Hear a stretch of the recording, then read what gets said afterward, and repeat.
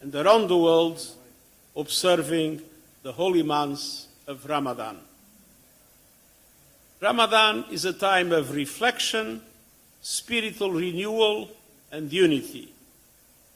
Every year, I undertake a solidarity visit and spend time with Muslim communities living in difficult circumstances to observe the fast with them and to help shine a global spotlight on their plight. This year, I decided to come to Bangladesh to express my solidarity with Rohingya refugees and the Bangladeshi people that host them.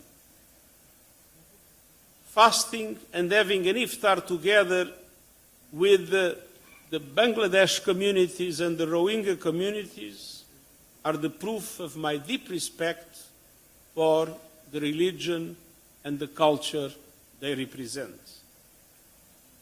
And I had an extremely moving visit to Cox's Bazar yesterday.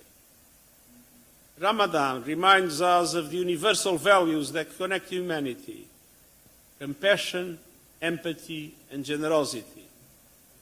And Bangladesh is a living symbol of these values through your commitment to peace, development, and humanitarian relief. Bangladesh is among the largest contributors to United Nations peacekeeping. And I want to pay tribute to the sacrifices and dedication of Bangladeshi peacekeepers who serve in some of the most difficult and dangerous environments in the world.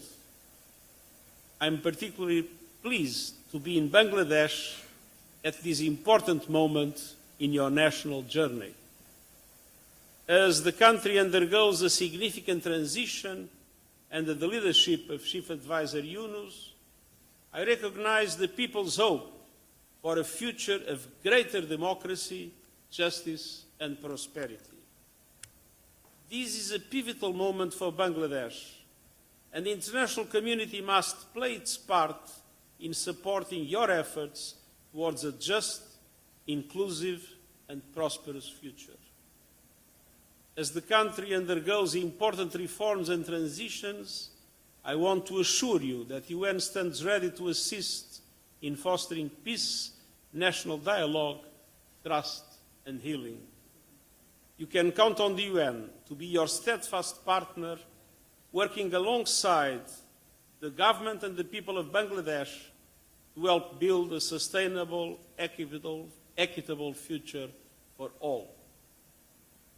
Ladies and gentlemen of the media, I want to underscore Bangladesh's extraordinary generosity in responding to the Rohingya crisis. It is a testament to your enduring humanitarian spirit. For years, the people of this nation, especially the communities in Cox's Bazar, have hosted over 1 million refugees fleeing violence and persecution. By offering Rohingya refugees sanctuary, Bangladesh has demonstrated solidarity and human dignity, often at significant social, environmental, and economic cost. The world must not take this generosity for granted. I will continue to urge the international community to take greater responsibility and provide the necessary financial and political support for both the refugees and their host communities. But, as I mentioned yesterday in Cox's Bazar, we are on the verge of a deep humanitarian crisis.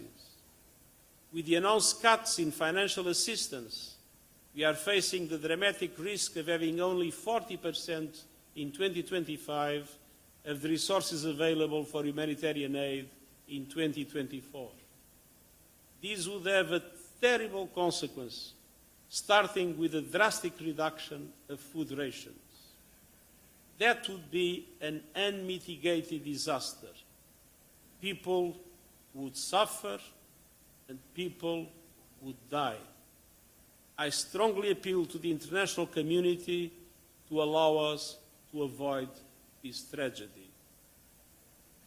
More funding is absolutely essential to guarantee the minimum support to the Rohingya population in Bangladesh. And the United Nations is fully committed to working with Bangladesh and others in finding a lasting solution to the Rohingya crisis that enables their safe, voluntary, dignified, and sustainable return to Myanmar, as all the Rohingyas I met yesterday expressed clearly. I know the planning is also underway by UN member states for a high-level conference on the situation of Rohingya Muslims and other minorities in Myanmar. We know the situation there continues to deteriorate. The escalation of violence and human rights violations across Myanmar, including in Rakhine State, are causing civilian casualties and driving displacement internally and across borders. I call on all parties in Myanmar to exercise maximum restraint, prioritize the protection of civilians in accordance with international humanitarian law, and prevent further incitement of communal tension and violence, paving the way for democracy to take root and creation of the conditions for the dignified return of the Rohingya community. Ladies and gentlemen of the media, as we come together in these sacred months of Ramadan, it is more important than ever to focus on solidarity and shared humanity. In this spirit, we will continue standing with the people of Bangladesh as you navigate the challenges and opportunities ahead. Once again, I am deeply honored to share this moment with you. May this Ramadan bring peace, blessings, and renewed hope to all, and I thank you.